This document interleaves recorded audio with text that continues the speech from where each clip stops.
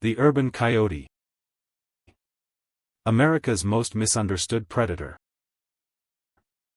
Chapter 1: A Changing Landscape. If you've lived in Southern California for very long, chances are you've seen a coyote. Maybe it was crossing a road late at night, slipping quietly through a neighborhood park at sunrise, or standing along the edge of a greenbelt watching the world go by. For most of us, seeing a coyote has never been unusual. They've been part of California's landscape long before our cities existed. I've lived in the same community in Placentia, California, for more than 20 years. During all those years, coyotes have always been present. Seeing one or two from time to time was perfectly normal. Occasionally, there might be 4 or 5 using the habitat behind our community, but that was about the maximum. It was simply part of living in Southern California. Recently, however, something changed. A few days ago, I counted at least a dozen coyotes moving through the habitat corridor directly behind our community. There may have been even more. There were so many animals moving in and out of the brush that it became difficult to count them accurately. Most appeared to be large adults, along with several younger coyotes born during the past year or two. Just a few weeks earlier, I watched 6 large adults playing together on our community's center greenbelt. After more than 2 decades of living here, I had never witnessed anything like it. That experience raised an important question.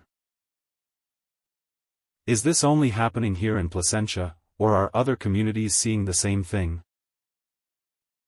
After reviewing reports from across Orange County and around the country, the answer appears to be yes. Many communities are reporting more coyote sightings, more encounters with pets, and more questions about how to live safely alongside these remarkable animals.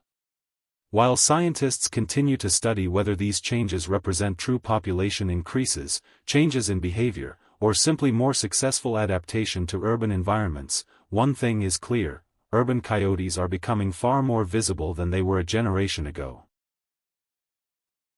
Our community has several characteristics that make it attractive to wildlife. Behind our homes is a strip of scrub habitat stretching roughly a mile between our neighborhood and nearby commercial development. It provides natural cover, travel routes, and abundant prey. More recently, large solar panel installations have been added along portions of that corridor. Those panels create shaded areas that can offer additional shelter for rabbits, rodents, and other small animals. In turn, those prey species can attract predators like coyotes. It's important to understand that coyotes don't choose a location at random. Like every predator, they go where survival is easiest. If an area offers food, water, shelter, and relatively little disturbance, coyotes will use it.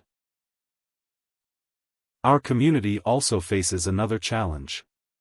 It consists of about 110 homes, and most residents are over the age of 60. Many own small companion dogs. Many have limited mobility. That's important because much of the standard advice for discouraging bold coyotes depends on active community participation. Wildlife agencies often recommend hazing, making loud noises, standing your ground, waving your arms, and consistently teaching coyotes that neighborhoods are uncomfortable places to visit. Those recommendations are sound in principle, but they're much harder to put into practice in a retirement community. A strategy that works well in a neighborhood full of younger families may not be realistic where many residents simply cannot respond in the same way.